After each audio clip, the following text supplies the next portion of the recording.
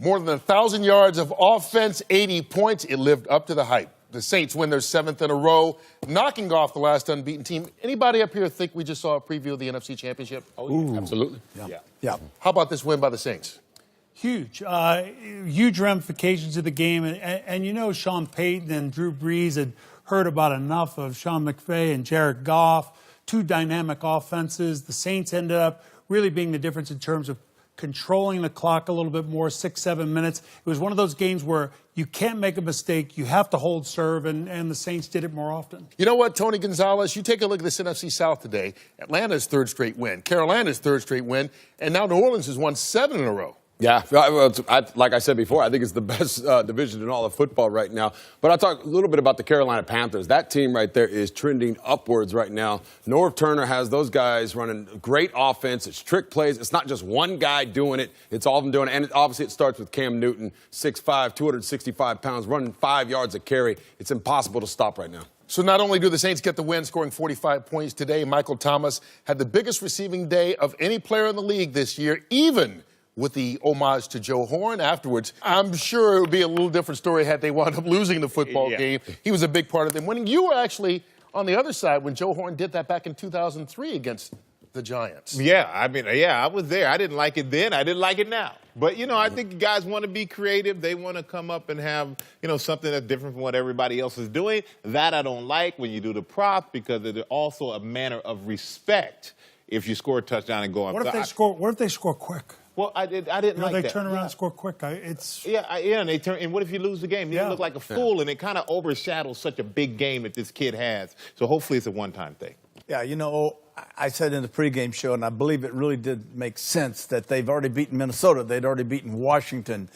This is the football team that had beaten Baltimore. The Saints learned how to play good defense in close games on the road and dismantling a good Washington team at home. Today, I thought they played flawless. I thought they played with a lot of reserve. And you know what? Quite honestly, they played with confidence. And the confidence they get from this game forward is huge. Yeah, and especially on the defensive side of the ball, because I think that's probably been the biggest knock of them. It's obviously not offense with Drew Brees.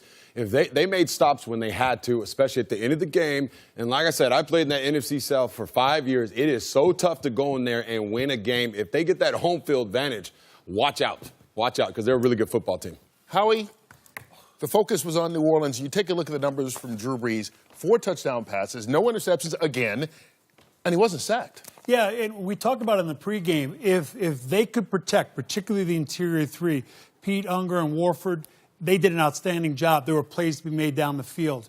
0 sacks today for the Rams. Extraordinary number. Really extraordinary number. For more on the Saints, let's get it over to Jay Glazer. Jay? All right, hey, Kurt, you guys were just talking about the Michael Thomas with the cell phone. Sean Payton told me all week long he has been hammering into his team. We've got to learn how to handle prosperity, not adversity, but prosperity. And he's going to continue to hammer it all week long this coming week as well. Hey, let's take you around the league now. Injury-wise, wasn't too bad today.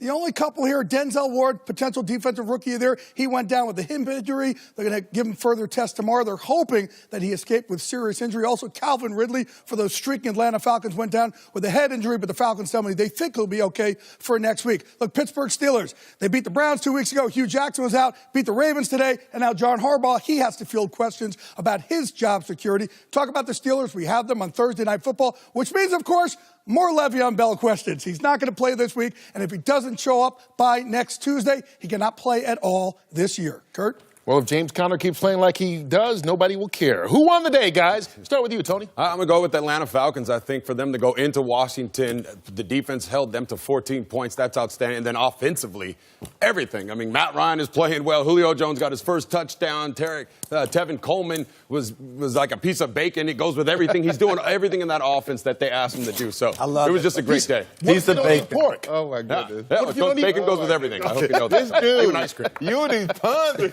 Okay, I'm going to put my bacon on the New Orleans Saints. I mean, we've talked about it since the game has been over. These guys have been outstanding. Michael Thomas, great game, especially for such a young player. Drew Brees, consistent. And the defense stepped up. And it's just a matter of can you keep up with their scoring? The Rams couldn't do it. And if they can't, I don't know who can.